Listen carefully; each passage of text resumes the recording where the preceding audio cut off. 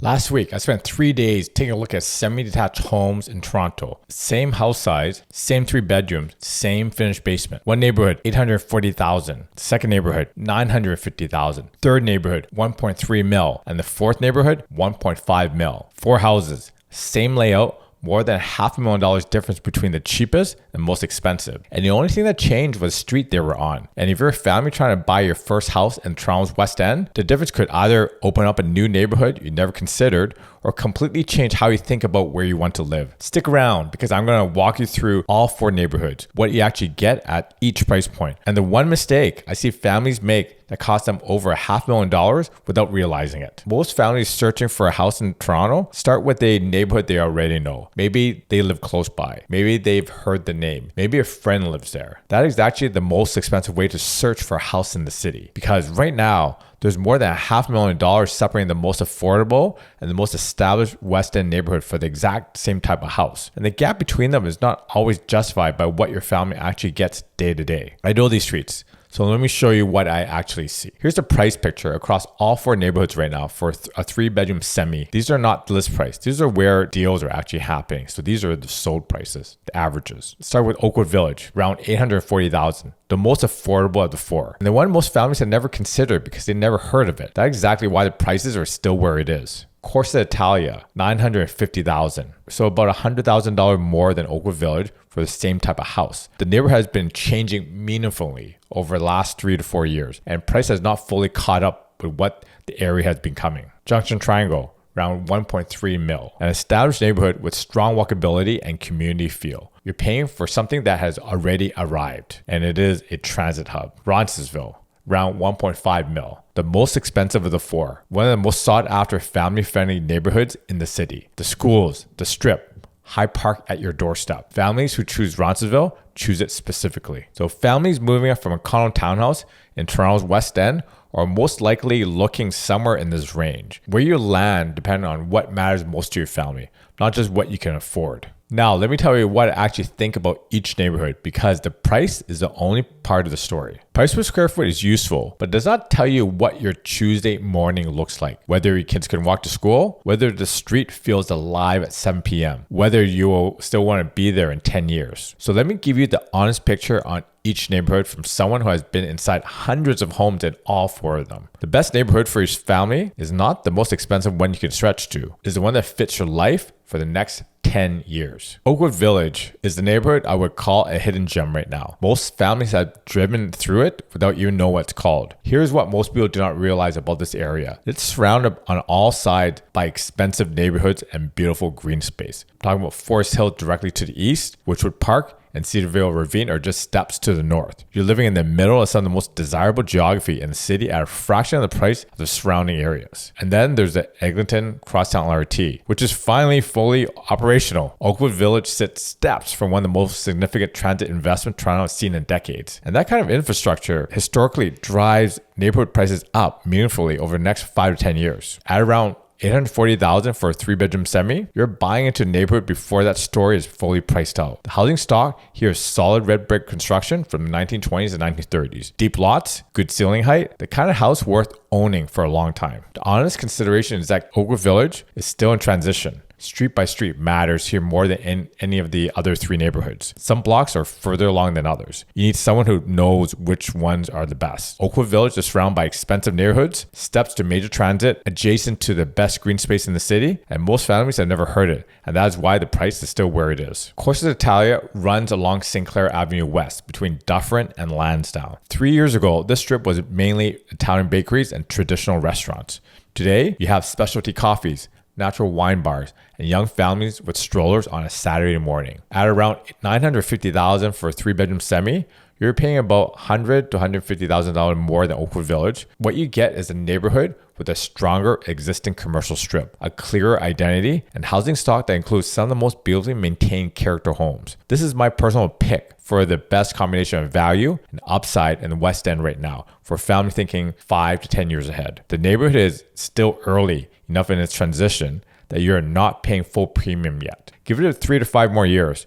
I think the prices here are going to look more like the Junction Triangle. Corso Italia is where I will look right now if I wanted the best combination of price, lifestyle, and long-term upside in the Toronto's West End. Junction Triangle sits between the rail corridors and Bloor Street West. It's one of the most walkable neighborhoods in the West End. The rail path, easy access to Bloor, proximity to Dufferin Grove Park, and a strong community feel that has been building for over a decade. At around 1.3 mil for a 3-bedroom semi, you're paying for a neighborhood that has already arrived. The housing stock is a mix of renovated workers' cottages and newer infill builds. There's more character here than most West End neighborhoods at this price. Honest consideration is that at 1.3 mil, you're paying full price for something that is already discovered. The upside is more limited than Oakwood or Corso Italia. Junction Triangle is a great neighborhood, but you're paying full price. Make sure the lifestyle specifically justifies that premium for your family. Roncesvalles, at around 1.5 mil for a 3-bedroom semi, is the most expensive of the 4 and one of the most consistently desirable family neighborhoods in the city. The reason families want to be here are real and specific. The schools are genuinely excellent. Roncesvalles Avenue is one of the most best main streets in the city with independent shops, restaurants, and a strong community identity built over decades. And Hyde Park is right at your doorstep. For families with young children, that combination is hard to find anywhere else in Toronto at any price. The buyers I see here are typically families who have specifically chosen Roncesvalles. They're not choosing between 4 options.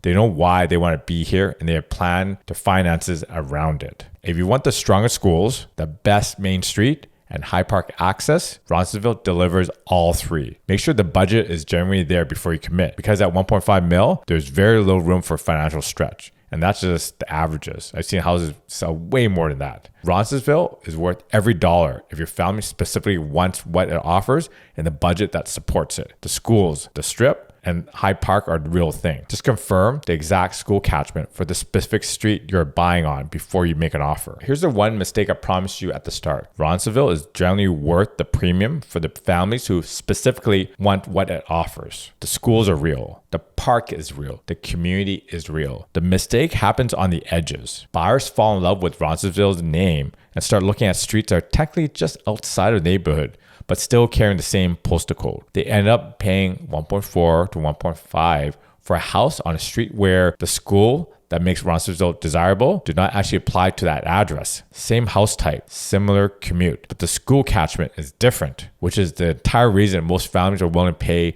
the premium to live in Roncesvalles. Before you pay the Roncesvalles price on any street, check the specific school catchment for that specific address, not the neighborhood, not the street name, the exact address. You could punch in the address into TDSB's website. This is what determines which your school your child attends. The school that makes the street desirable in Roncesvalles is tied to a specific catchment boundary. Confirm it before you make an offer, not after. Here's the framework I walk families through when they are trying to decide between neighborhoods. Step 1, define what matters most to your family in the next 10 years. School catchment, commute, green space, a main street you can walk in, transit access. Put those in order before you fall in love with a specific house. The house will change, the neighborhood stays. Step 2, visit on a Tuesday morning, not a Saturday afternoon. Every neighborhood looks great on Saturday. Tuesday mornings tells you what the neighborhood actually is. Walk to the school, check the commute at 8 a.m. Sit somewhere and watch who walks by. Step 3, look at where the neighborhood was 5 years ago. Corso Italia 5 years ago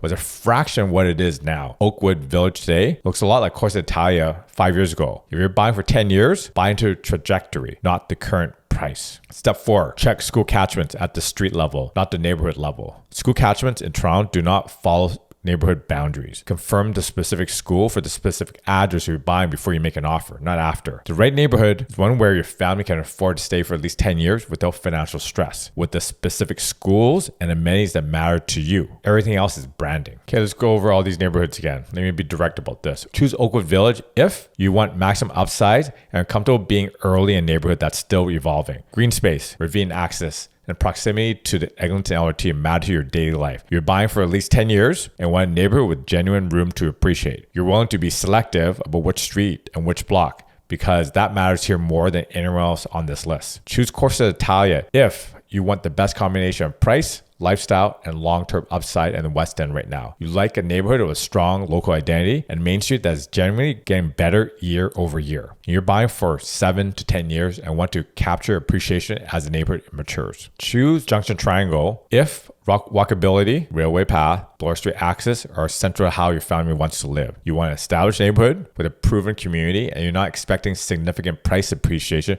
beyond the market average. You're fully budgeted for the 1.3 price point without stretching. Choose Roncesvalles if The schools are specifically what you're buying for. You have confirmed the catchment for the exact address. High Park access matters to your daily family life. You have specifically chosen Roncesvalles over the other 3 neighborhoods, not defaulted to, because the name is familiar. Your finance comfortably support 1.5 or even above without stretching. And if you're not sure which one fits, the best thing you can do is spend one day looking at all 4. I do this with families regularly. 4 neighborhoods, 4 houses, 1 day. By the end, most people know exactly where they want to live. Thanks again for watching. See you soon.